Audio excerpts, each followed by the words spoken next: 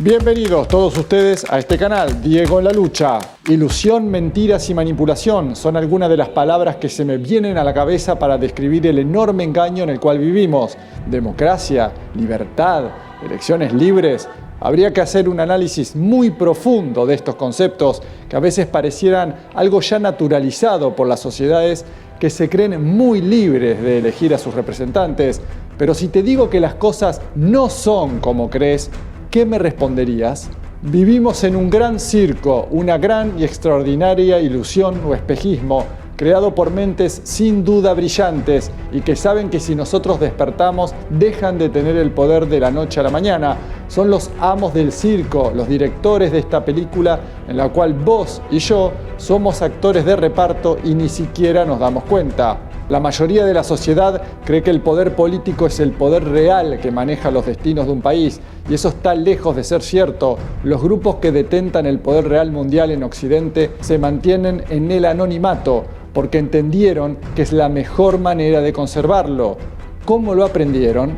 En la época en la que el absolutismo monárquico dominaba el mundo, todos sabían dónde residía el dominio sobre el resto, y me refiero con esto a los reyes, a los monarcas. Ellos mandaban, hacían y deshacían a su conveniencia. Ellos explotaban al más débil y lo transformaban en esclavos. En definitiva, todos identificaban perfectamente quiénes mandaban. Pero a medida que transcurrían los años, la clase burguesa comenzó a adquirir mayor protagonismo y sus etapas fueron las siguientes. De los siglos XII al XVII pasó de una clase marginada a una necesaria para los reyes, ya que los burgueses organizaban mercados amplios y seguros e iban ascendiendo en la escala social y económica, y a su vez la monarquía les brindaba protección. Esto no paraba ahí, porque la burguesía continuó creciendo en poder hasta transformarse en una clase hegemónica y comenzó a confrontar con los reyes porque les imponían límites a sus pretensiones de ascenso dentro del poder político. Finalmente, en el siglo XVIII, con la Revolución Industrial, los burgueses terminan concentrando el poder político, social y económico y consolidan su poder con un nuevo sistema global de producción. La Revolución Burguesa Francesa marca un antes y un después, ya que caen muchas monarquías y las ideas liberales comienzan a circular por el mundo. Esto no acaba aquí, porque la burguesía continúa mutando para maximizar su eficiencia, o sea, gastar la menor energía posible y lograr las máximas ganancias.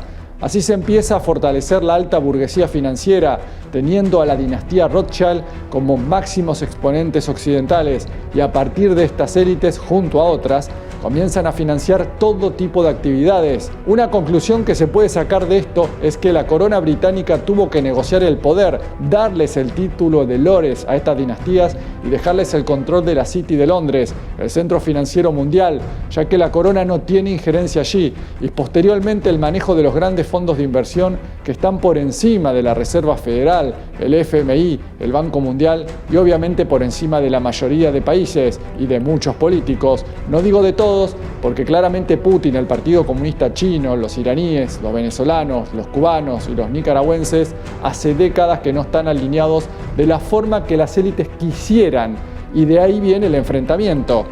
Esta información es más que necesaria para entender que la Matrix en la cual vivimos está creada y diseñada por los que tienen el poder de hacerlo, y claramente no son los políticos, sino estas élites que se dieron cuenta de que no tienen la necesidad de aparecer en público, prefieren ser los titiriteros que manejan los hilos de la mayoría de los políticos que dan la cara a la sociedad. Y además ya hemos explicado que a través de los fondos de inversión manejan todo lo que se produce en Occidente en materias de alimentos, medicamentos, medios de comunicación, las finanzas mundiales, la tecnología, los bancos, las petroleras y un largo, etcétera.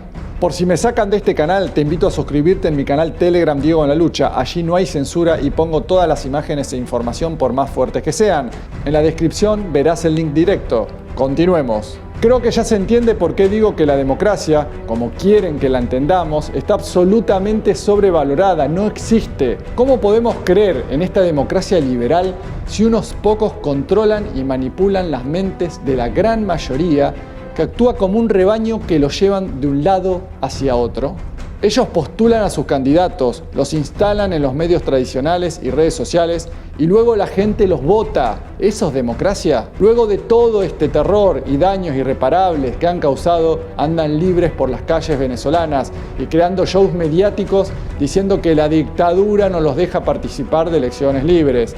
Por ejemplo, en Venezuela hace 25 años que la parte de la oposición más reaccionaria viaja a Washington a pedir invasiones militares, sanciones y bloqueos al pueblo venezolano, dan golpes de Estado, han prendido fuego a personas en manifestaciones por parecer chavistas, han financiado fallidas incursiones mercenarias e intentos de magnicidio y se han apropiado de forma ilegítima los activos venezolanos en el exterior. No tienen vergüenza y siempre digo que según mi experiencia en el país bolivariano, más que una dictadura, he visto un clima de libertinaje en algunos aspectos.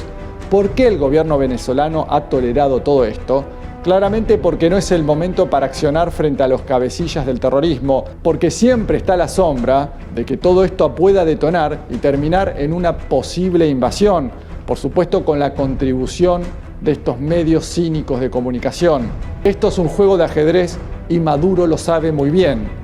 Una vergüenza el tratamiento mediático mundial sobre las próximas elecciones en Venezuela. ¿Cuál es la verdad acerca de la inhabilitación por 15 años de la oligarca Corina Machado? Esta señora en 2014, siendo diputada venezolana y sin autorización de la Asamblea Nacional, se presentó como embajadora alterna de Panamá frente a la OEA para pedir intervenciones militares y sanciones a su propio país. También apoyó al autojuramentado Juan Guaidó como presidente interino de Venezuela y la posterior entrega de los activos venezolanos en el exterior. Esto es traición a la patria. Se burló de la Constitución Nacional venezolana. ¿Qué harían en Estados Unidos si un congresista hace todo eso? Mínimo, cadena perpetua. Sigamos con la verdad. La agrupación política de Corina Machado, llamada 20 Venezuela, no está registrada como partido político y sí o sí necesita de otro partido que le dé lugar a ella o a un candidato de ella para poder presentarse. ¿Y saben qué pasó? Le dieron todos la espalda porque no la quieren tener ni a 1 kilómetro de distancia de ellos. Para los que dicen que la candidata propuesta por Machado podía presentarse por iniciativa propia, les digo que como en todo país serio, hay requisitos tales como la presentación de avales equivalentes al 5% del padrón electoral por estado, cosa que no se hizo. ¿Pero es cierto que Corina Machado ganó las internas de la oposición?